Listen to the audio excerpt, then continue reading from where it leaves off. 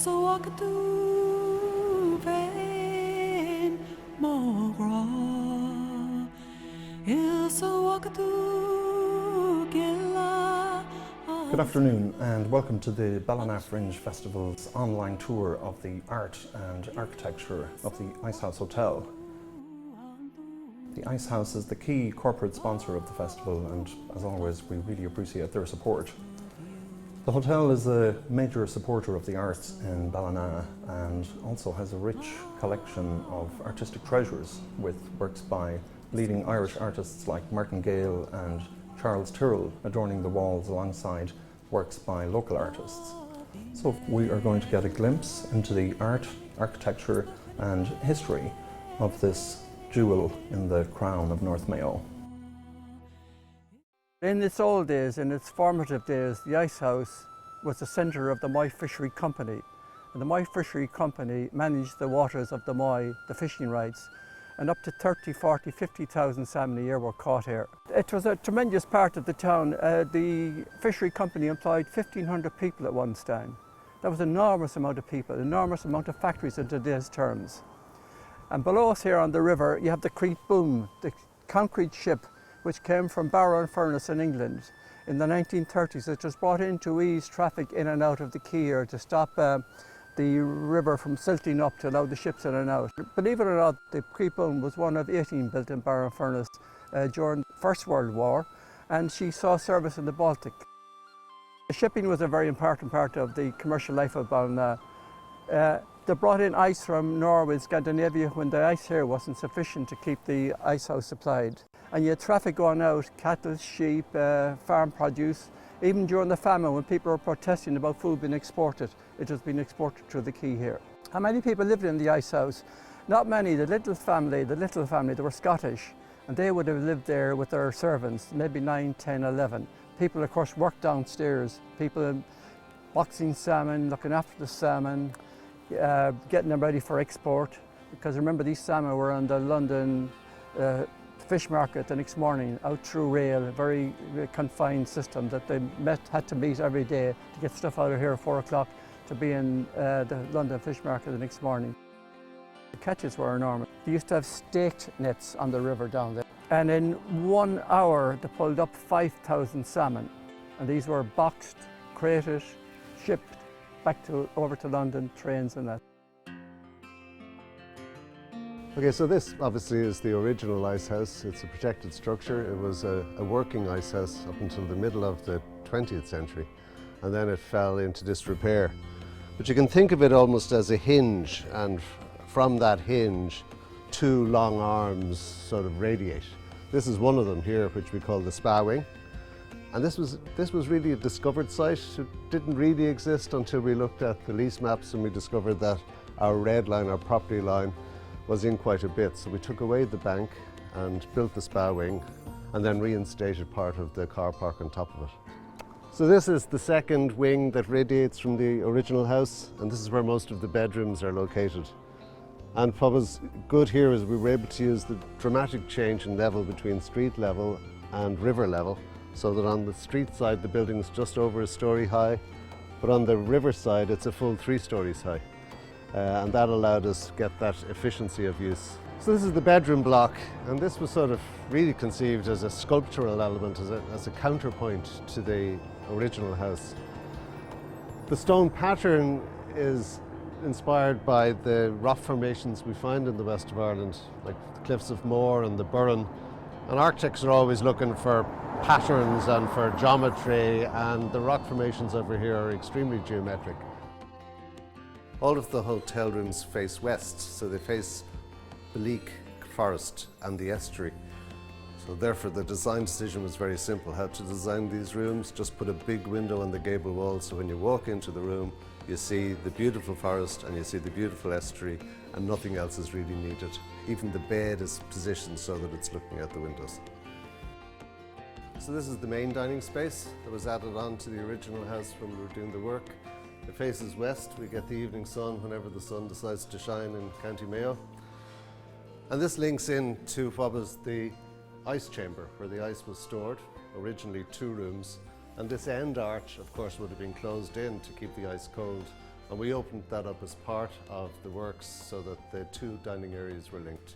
And this arch over here, this is where the ice was brought in, and the cart would be reversed in, and the ice would be dumped down into what was this huge vault. And there it would stay for 3 or 4 months, and would, from maybe spring till late summer, would remain cold and remain frozen. So Pearse, I've been around the hotel, absolutely stunning.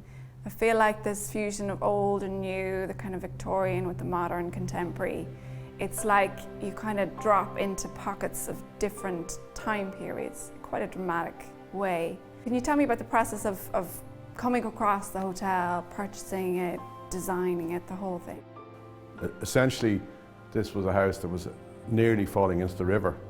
So having sat down with the architect, Joe Kennedy, he came up with an outstanding structure for building a very ambitious hotel. It was important that, from my point of view, that there would be an artistic connection some way or other. So from that perspective, I spoke to Joe and a fellow called Roland Mahon, who is a very good friend of ours, who was very helpful in curating initially the artwork. He identified a number of his contemporaries, Martin Gale, Charles Tyrrell and John Devlin. And we would have then, in that context, commissioned the paintings that you've seen and that you would review later on. What's important to us is they do provide that connection between the art world and the public. And we're extremely proud of that, in the same way that the old building does the same thing. You take an art gallery, and art galleries are great, and museums are great, and they're fantastic places. But they're almost kind of, you go to them for the purpose of seeing the art, right? You come to this place because it's an amenity. You're coming to relax. It's a leisure type activity, but you're living with the art while you're here. And to my mind, it's a lot more real. In a hotel, it's kind of about escape. It's about, as you say, leisure, and they're in a different kind of time zone, a different feel. So I think it does allow for a different kind of experience of the artwork. I think our purpose would be to continue with the collection and to continue investing in the arts. Yeah.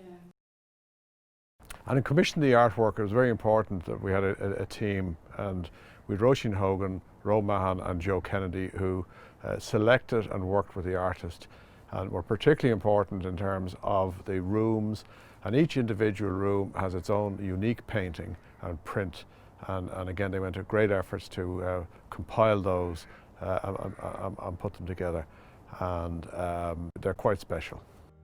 It's a total pleasure to be here with you both and to have met you earlier, and this beautiful surroundings of Ice House Hotel. And it would be great to talk, I think, to start with, about the process of being involved in this project. I think it's really amazing that you were invited here at the time, before, while it was being built, so it was completely embedded within the framework of the project. Yeah, well, we got the call, and it sounded really interesting. And it was remarkable because we came at a very early stage. It was a building site. So Pearse had the idea of bringing a troupe together of people interested and involved, who will be involved in the building and the project, and ourselves as artists, myself, Martin, and of course Johnny Devlin. And yes, we had a number of outings here, and a lot of it was social, and a lot of it was kind of a bonding thing, and it was good fun. But it was really getting a sense of the project and the building and the place. Yeah, and I think it went back. It went back to when we were at art college, because Pearse's Roe, who's a friend of Pearse, was involved in the project, and he was at art school at the same time as we were. So we knew each other from that back, 50 years now, and he knew what to expect from us, I guess, and it was just a great project to be involved in. As Charlie said, we were here from the very outset. And so the works that are shown here, were some of them existing or site-specific, commissioned for here? Well, in my case, they were part of something I was doing anyway, because I'd been coming up here since about 2000 to a place called Ballycastle, Ballinglen Arts Foundation up there. So I was kind of engaged with the area with the kind of landscape, because my paintings are landscape based, and there's more going on besides that. But and so I was already tied into the area, so it was perfect, you know, when this opportunity came to do this.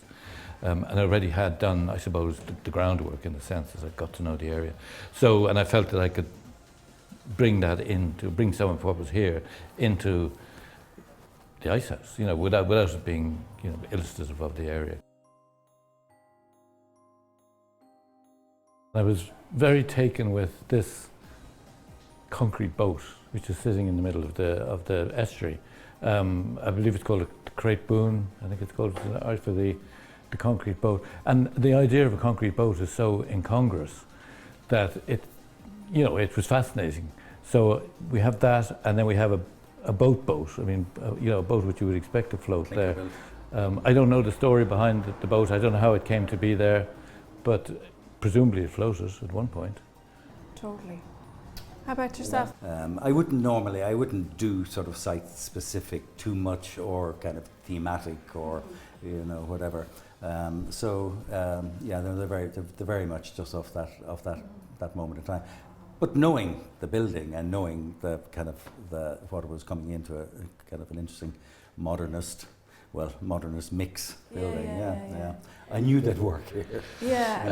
That's an interesting point, because the building is there's modernist and there's traditional, and you could say the same for the paintings actually. They might work in Johnny's stuff is fairly traditional compared to you know where yours is more modernist. So that kind of mix runs through the building and it runs through the work. And both of your works seem to speak of the organic and nature, but in very different ways. Yeah. But that also feels like it would be sympathetic with the surroundings and the environment here. Yes. Well, of course, I have a completely different relationship with landscape than Martin has. I'd say Johnny probably doesn't have a relationship with landscape. Interestingly, at all, I can't imagine. I remember standing outside a bar with Johnny in Pearse Street, and there was a row of motorbikes. It was a biker's bar, and there was a row of motorbikes outside, and Johnny said, "Now that's an Irish landscape." So that's it. It feels like, in some ways, looking at particularly both your work, that yours kind of looks at nature that's been honed by humanity, and that's kind of controlled or nurtured through farming or what interests me in regards to landscape is the way people interact with it, and the way people affect landscape and the way landscape affects people.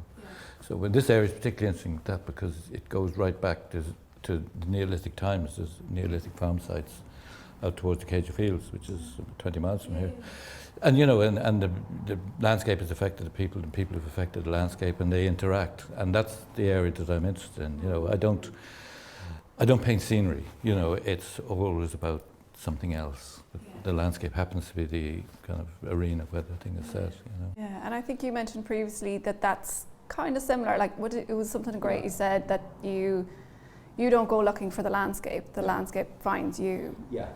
Well, I've always had this sort of, I won't say love-hate, but a kind of an odd relationship with landscape. I was, from the beginning, because embracing abstraction, I was sort of adamant that I wasn't going to be an observational painter, that it was going to be self-contained and so on. But I'm not that rigorously an abstract, minimalist, self-contained painter. Yeah. But having said that, I like to kind of set up a situation that is entirely kind of cold and detached, and then allow the world as observed come in. You know. So yeah, it's a painting I did in 2008, and it's a little bit of a one-off. I did one very large painting, kind of behaving much the same in terms of paint, but it's very, again, like all my stuff is fairly basic, comes from a very basic construction. Do you mask off those little squares, or do you mask off? No, I don't. I actually didn't use. I don't use masking tape at all. Okay. I didn't in any of these ever. No, but I always use very flat spatulas, knives, scrapers, and you know, kind of awkwardly scrape in and scrape off and tidy up. You know what I mean? So I kind of. And I sort of stay with the same few tools. So it's a fairly simple construct, but it's a bit unusual for me have a horizontal pouring movement going on, which and so it's painted flat. That wouldn't have been. It would have. Well, the pouring would have been just all flat and tilting. Yes. Yeah. Yes. Okay. But the rest sort of up fairly upright. Right. So, And do you want to talk about John, or Johnny as you call him, or and his Yeah. materials? Yeah. You mentioned earlier that he was an illustrator. Yeah, he worked as when we were at the art college, Charlie and I were in fine art and painting, and Johnny was actually in the design school, but he spent all his time up in the painting school, standing around talking, and he did, and so he always had a kind of a more than passing interest in fine arts, because when he was working in design school, studying whatever he was studying there, he was painting in his garage at home, so he was operating between the two, and a lot of the kind of what goes into design came into his painting, and a lot of the thing about Johnny, and it's evident in one of the paintings there, is he thinks really quickly, and his ideas come hot and fast, but he paints very slowly. He paints very slowly. That was the problem, and his actual painting activity couldn't keep up with his ideas. So when you look at that big painting down there, it's full of ideas. They're all over the place, but they took 6 months or something to get down. So that was always that dichotomy in his work, with his whole. I suppose it was something that he wrestled with all the time, But he's got a very astute understanding of painting. Oh yeah. He's got very, very bright take on contemporary painting. Right across the board. I've always found conversations with him about my work.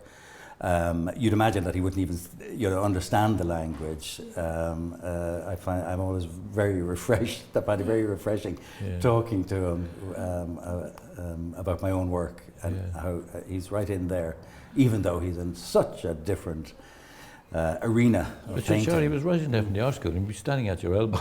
And he's supposed to be down in design class. He's standing at your elbow talking. Commenting on exactly. the new running commentary. What's it like seeing your paintings in different settings? Like you can have them in galleries, museums, or someplace like this, like a hotel, a different context. Yeah, it's quite a factor actually. It's interesting because when you take something out of the studio and your relationship with the thing changes, and it goes onto a wall, whether it's in a gallery or somebody's home or whatever, and you're almost getting a different view of it. You're getting kind of an objective view of it. It's very hard to articulate it, but somehow your relationship changes with the painting. It's out of your hands. It's out there in the world now, and what actually happens to it, it's no longer within your control. And I remember coming back here for the first time after the paintings had been installed and the place had been opened, and seeing the paintings maybe 3 or 4 years later, perhaps more, and being quite surprised. It was it was a bit of a shock. Oh yeah, I remember that. I did that, and because it's changed. Your relationship to it has changed. You've lost that immediate contact with it. One of the things about painting the way I paint anyway is that sometimes, particularly if you have a difficult time with a painting, and it kind of goes wrong, or you have to leave it alone and you've got to try and re-establish your relationship with it and get back to it again. And I can look at paintings here that were done, whatever it was, 10 or 15 years ago, and remember a really difficult time with that bit. But it's worked out, or it hasn't, which can also happen. So it's that transition between studio and into the public, for want of a better word, the public world, whether, as I say, it's a hotel or a gallery, is it's a factor. Yeah. I mean, even as a curator, going into the artist studio, and I said to you earlier, when you see the image in the studio, it's very different than when you see it in the gallery. I always feel like, it changes, but there's always feel like there's some sort of loss of. I don't know what it is. Is it the magic of it or the freshness? I don't know. I would struggle with the transition between the two. Because it's still in the making process. As long as it's in the studio, it's still part of the. Yeah, but it's still part of the making process. It's still new in the world. It's like a newborn baby or something. It's still new in the world. When it gets out about it, that's it. That's probably the test. Is can it get out of the studio? Well, there you go. I think the important thing is I've got a really strong sense of that you're part of the painting and the making of it. You're in it in so many ways, but you have to get out. You have to get out And that is I think that's the measure of the painting. If that you, the artist, you little old wine drinking me, cannot be part of this painting. Yeah. The painting has to be an awful lot bigger than me, you know. Yeah. And let people in, and also I do really feel that something kind of magic has to happen in the making of a painting, whereby, you know, you make a whole series of moves incrementally, building, and then there's a certain point where something happens and it just lifts to a point that you don't particularly have control over, but you have control over getting to that point where that thing might happen, you know. And I think at that point you are put aside, so that I think then a painting can go out and be independent of you and survive. And it has to have a life of its own. I mean, that's what totally, life of its own. totally, It'll be strong enough to stand on its own 2 feet, kind of thing, you know.